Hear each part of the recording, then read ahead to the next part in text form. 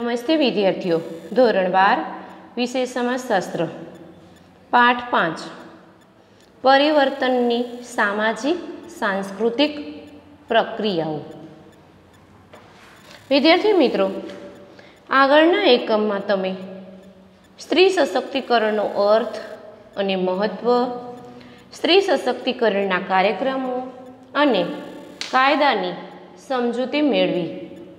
હવે આ એકમમાં આપણે પરિવર્તનની સામાજિક સાંસ્કૃતિક પ્રક્રિયાઓ વિશે સમજૂતી મેળવીશું।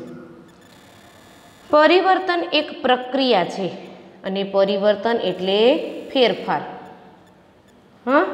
પરિવર્તન એક પ્રક્રિયા છે અને પરિવર્તન એટલે ફેરફાર। જે હોય તેનાથી કંઈક જુદું થવું એટલે પરિવર્તન। જ્યારે નોંધપાત્ર ફેરફાર દેખાય ત્યારે પરિવર્તન આવ્યું હોવાનું જણાય છે। પરિવર્તન કુદરતનો નિયમ છે। કુદરતની જેમ સમાજમાં સતત પરિવર્તન જોવા મળે છે। સાતત્ય અને પરિવર્તન એ દરેક સમાજનું લક્ષણ છે। સામાજિક સાંસ્કૃતિક પરિવર્તન એ અવિરત ચાલતી ઘટના છે। પરિવર્તનની સામાજિક સાંસ્કૃતિક પ્રક્રિયાઓ જોવામાં સમાજશાસ્ત્રને રસ છે, કારણ કે સામાજિક સાંસ્કૃતિક પ્રક્રિયાઓ સમાજ વ્યવસ્થામાં મહત્વપૂર્ણ પરિણામો નિપજાવે છે। એટલું જ નહીં, તે સમાજ જીવનની મહત્વની બાબત હોવાથી તેની સમજૂતી મેળવવી જોઈએ।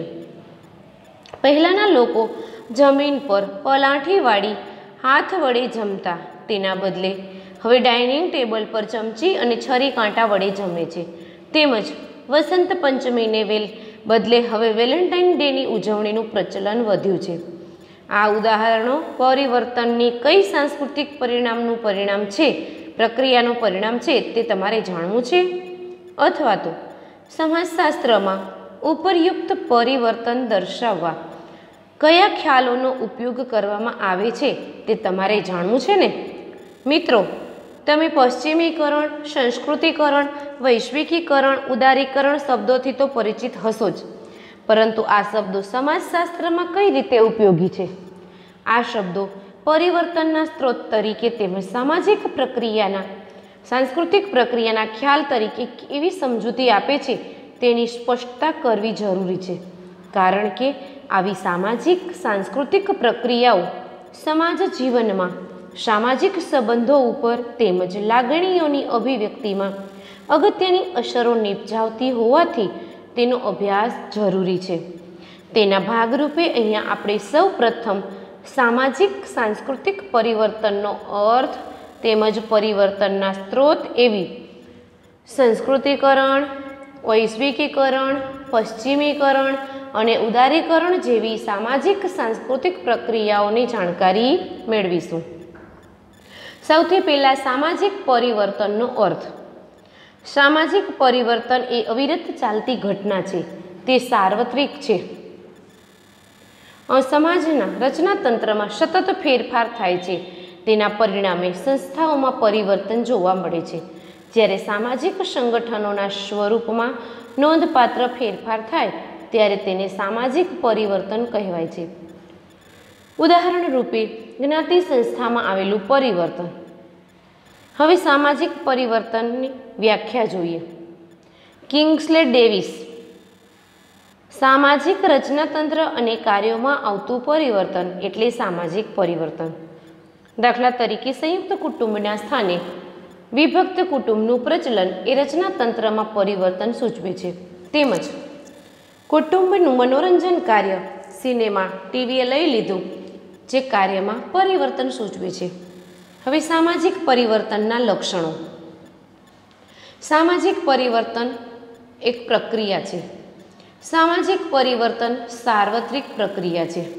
સામાજિક પરિવર્તન સામાજિક રચનાતંત્રમાં ફેરફાર સૂચવે છે। સામાજિક પરિવર્તન સામાજિક કાર્યોમાં ફેરફાર સૂચવે છે। સામાજિક પરિવર્તન સ્વયંજનિત તેમજ આયોજિત પ્રક્રિયા સ્વરૂપે જોવા મળે છે। હવે આપણે એવી જ રીતે સાંસ્કૃતિક પરિવર્તન સમજીએ। ભારતીય સમાજમાં સાંસ્કૃતિક પરિવર્તનને સમજવા માટે સાંસ્કૃતિક પરિવર્તનનો ખ્યાલ ખૂબ મહત્વ ધરાવે છે।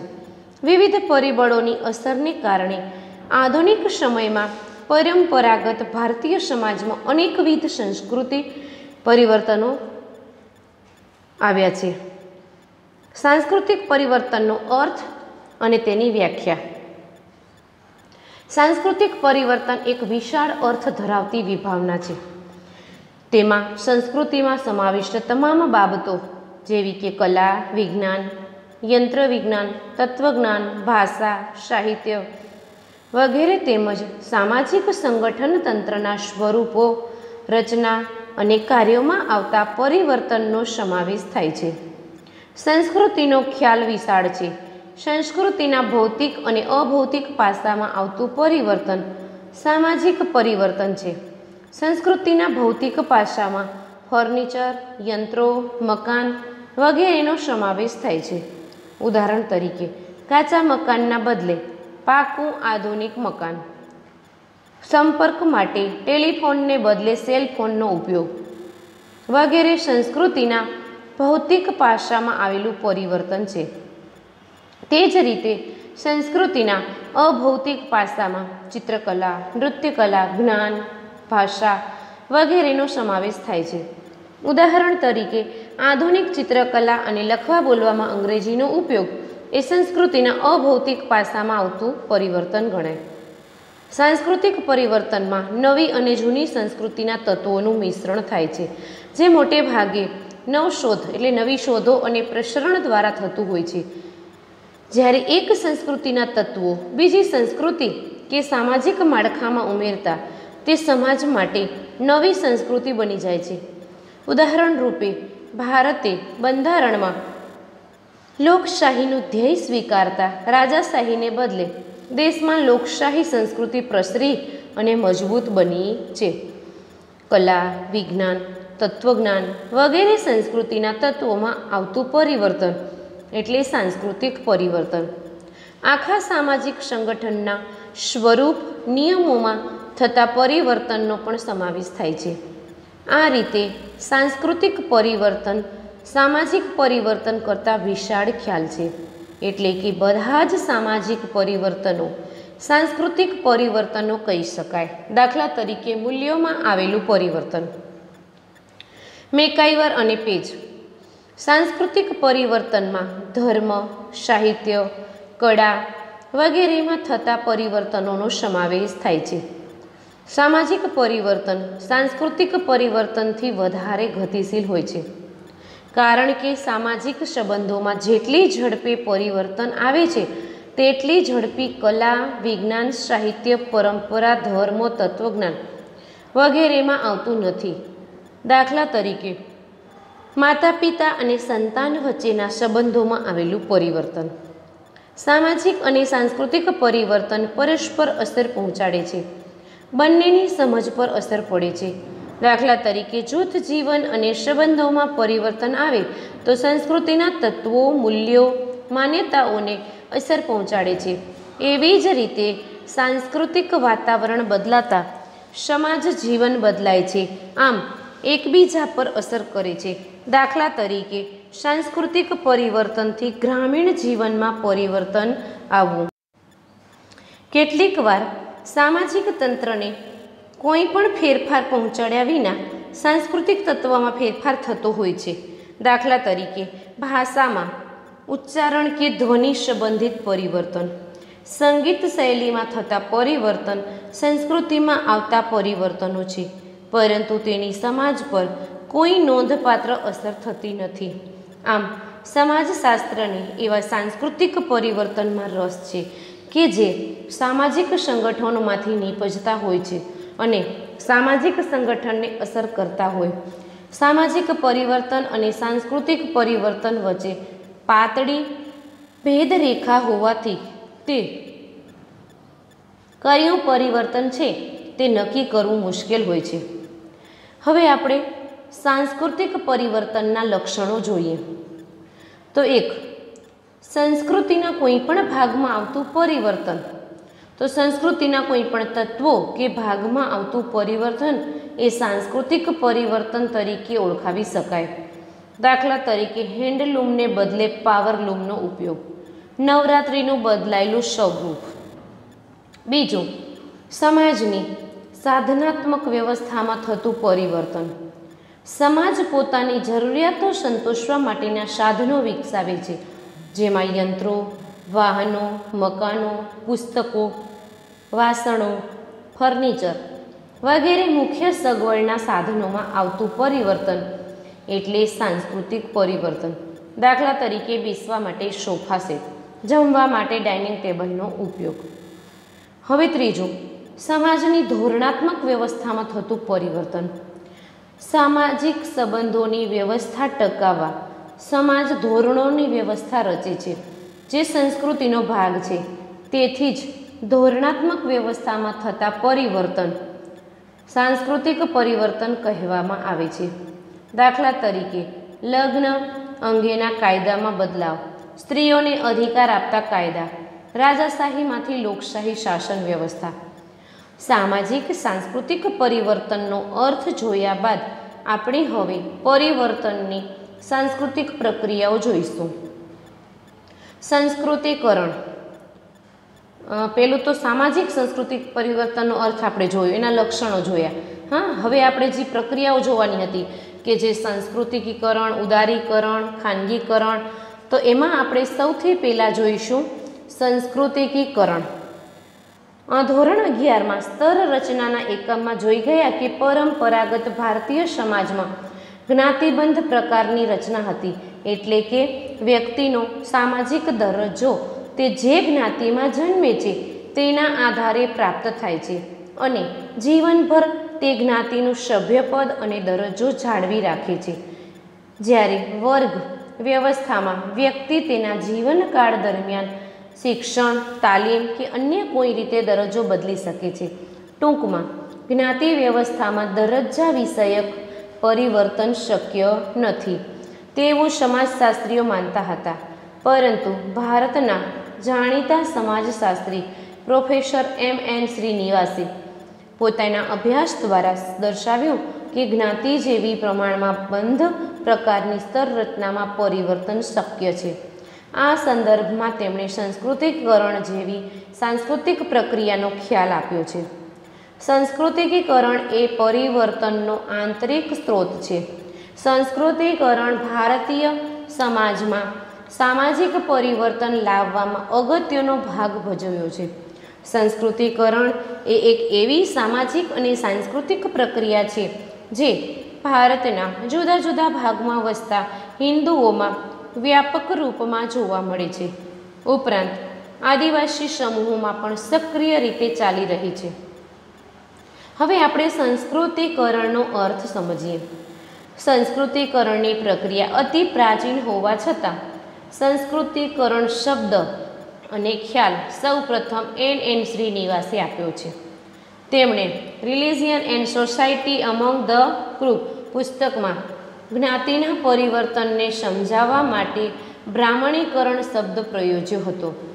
તે પછી ડેવિડ પોકોક અને અન્ય માનવશાસ્ત્રીઓએ કહ્યું કે નિમ્ન જ્ઞાતિ માટે બ્રાહ્મણ સિવાય અન્ય જ્ઞાતિ પણ મોડેલ બને છે.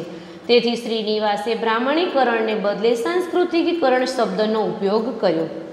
સાંસ્કૃતિકીકરણના અર્થમાં માત્ર સંસ્કૃતિનું અનુકરણ કરે એ તેવું નથી, પરંતુ સંસ્કૃત ભાષાના ધાર્મિક ગ્રંથોમાં જે પ્રકારના વિચારો, માન્યતા વ્યક્ત થતી હતી, જે ઉપલી જ્ઞાતિ અપનાવતી તેનું અનુકરણ નિમ્ન જ્ઞાતિ કરતી, માટે સંસ્કૃતિકીકરણ શબ્દનો ઉપયોગ કરે છે. હવે આપણે સંસ્કૃતિકરણની વ્યાખ્યા જોઈએ તો M.N. શ્રીનિવાસનની વ્યાખ્યા જોઈએ. સંસ્કૃતિકીકરણ એક એવી પ્રક્રિયા છે જેમાં નિમ્ન હિન્દુ જ્ઞાતિ, આદિવાસી કે અન્ય સમૂહો તેમનાથી ઉચ્ચ ગણાતી જ્ઞાતિઓ કે દ્વિજ જ્ઞાતિના રિવાજો, વિધિ વિધાન, વિચારસરણી અને જીવનશૈલીનું અનુકરણ કરે છે. આમ કરીને તેઓ પોતાનો પરંપરાગત સામાજિક દરજ્જો જ્ઞાતિના કોટિક્રમમાં ઉચ્ચ હોવાનો દાવો કરે છે. હવે સંસ્કૃતિકરણના પાસા જોઈએ.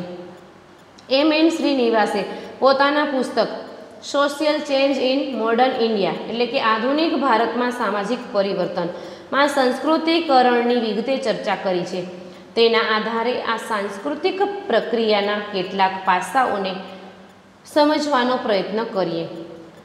પહેલું, સંસ્કૃતિકરણની પ્રક્રિયા સમૂહલક્ષી છે, એટલે કે આ પ્રક્રિયામાં વ્યક્તિ નહીં પરંતુ સમગ્ર જ્ઞાતિ સમૂહ ઊભી ગતિશીલતા પ્રાપ્ત કરે અને તે માટે જ્ઞાતિ પોતાનો દાવો પણ આગળ ધરે છે. બીજી રીતે કહીએ તો સંસ્કૃતિકીકરણ થાય એટલે જ્ઞાતિ સમૂહને આપોઆપ ઊંચો દરજ્જો પ્રાપ્ત થતો નથી, તે માટે તેને પ્રયત્ન કરવો પડે છે. બીજું, સંસ્કૃતિકીકરણથી જે ગતિશીલતા કે પરિવર્તન આવે છે તેનાથી જ્ઞાતિના કોટિક્રમમાં સ્થાનફેર કે દરજ્જામાં પરિવર્તન આવે છે, પરંતુ માળખાગત પરિવર્તન આવતું નથી, એટલે કે જ્ઞાતિ વ્યવસ્થા પાયામાંથી બદલાઈ જતી નથી. એ રીતે પરિવર્તન સામાજિક પ્રક્રિયા છે. ત્રીજું, સંસ્કૃતિકીકરણથી આર્થિક ઉન્નતિ થાય એવી કોઈ ખાતરી નથી. એટલું જ નહીં, આર્થિક અને રાજનૈતિક રીતે આગળ હોય પરંતુ સાંસ્કૃતિક દરજ્જો ઊંચો ન હોય તેવા લોકો સંસ્કૃતિકરણથી દરજ્જો ઊંચો લાવતા. 4. સંસ્કૃતિકરણના ખ્યાલમાં સ્થાનિક પ્રભાવી જ્ઞાતિની ભૂમિકા મહત્ત્વની છે, જે આપણે આગળ જોઈશું. સંસ્કૃતિકરણની પ્રક્રિયા માત્ર હિન્દુ જ્ઞાતિઓમાં જોવા મળે છે તેવું નથી. ઉપલી જ્ઞાતિઓનું અનુકરણ કરી આદિવાસી સમૂહો પણ જ્ઞાતિનો દરજ્જો મેળવવાનો દાવો કરે છે. પશ્ચિમ ભારતમાં ભીલ અને મધ્ય ભારતમાં ગોંડ, હો, ઉરાહ તેના ઉદાહરણો છે. આ સંદર્ભમાં સંસ્કૃતિકીકરણ સમૂહો અને સમુદાયો માટે ઊભી ગતિશીલતાની તેમજ પરિવર્તનની સાંસ્કૃતિક પ્રક્રિયા છે. 6. સંસ્કૃતિકીકરણની પ્રક્રિયા દરમિયાન સંઘર્ષ અને વિરોધ પણ જોવા મળ્યા છે. શ્રીનિવાસ જણાવે છે કે એવા ઉદાહરણ બને છે કે જ્યારે અનુકરણ કરતી જ્ઞાતિઓમાં આવેલા પરિવર્તનો ઉપલી જ્ઞાતિઓ વિરોધ કરે છે અને સાથે સાથે નિમ્ન જ્ઞાતિના દાવાનો અસ્વીકાર કરે છે.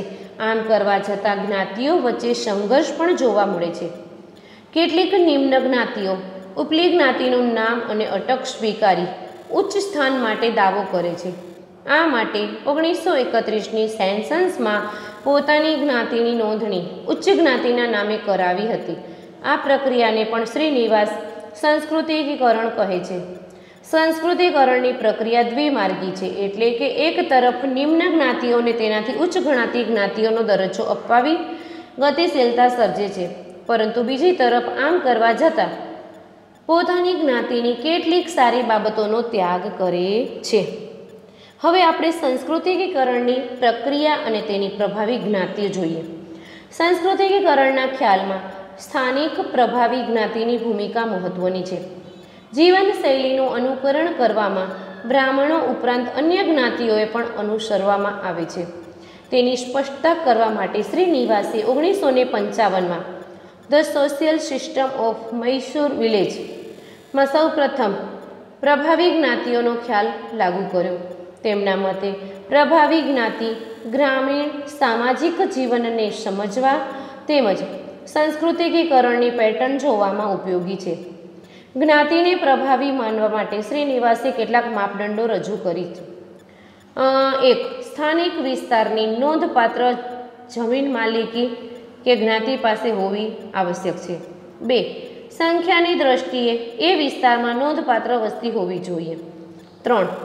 ઉચ્ચ પારંપરિક દરજ્જો ઉપરાંત શિક્ષણનું પ્રમાણ, વહીવટી તંત્રમાં નોકરીઓ, આવકના શહેરી સ્ત્રોત પણ કેટલીક જ્ઞાતિઓને ગ્રામ્ય વિસ્તારમાં સત્તા પ્રતિષ્ઠા આપી પ્રભાવી બનાવે છે. આમ આ માપદંડોને આધારે જોઈએ તો ગુજરાતમાં સ્થાનિક રીતે કેટલાક વિસ્તારમાં ક્ષત્રિય અને પાટીદારો પ્રભાવી જ્ઞાતિનો દરજ્જો ધરાવે છે. હવે તેની સમીક્ષા કરીએ કે તેની મર્યાદા જોઈએ. સંસ્કૃતિકીકરણના ખ્યાલની અનેક સ્તરો પર ટીકા થઈ છે, જેમ કે સંસ્કૃતિકરણથી કેટલાક લોકો અસમાનતા પર આધારિત સામાજિક રચનાતંત્રમાં પોતાનું સ્થાન સુધારી લે છે, પરંતુ એનાથી સમાજમાં પ્રસરેલી અસમાનતાના ભેદભાવ નાબૂદ થતો નથી એ નોંધવું રહ્યું. 2. ઉચ્ચ જ્ઞાતિની જીવનશૈલી ઊંચી હોય છે અને નિમ્ન જ્ઞાતિની નિમ્ન એવું સાબિત થાય છે. એટલું જ નહીં, ઉચ્ચ જ્ઞાતિના લોકોની જીવનશૈલી ઇચ્છનીય અને અનુકરણીય છે તેવું દર્શાવે છે. 3. સાંસ્કૃતિકીકરણથી મહિલાઓના દરજ્જામાં નોંધપાત્ર પરિવર્તન આવ્યું નથી. તો વિદ્યાર્થી મિત્રો, આજનો વિડીયો આપણે અહીં પૂર્ણ કરીશું.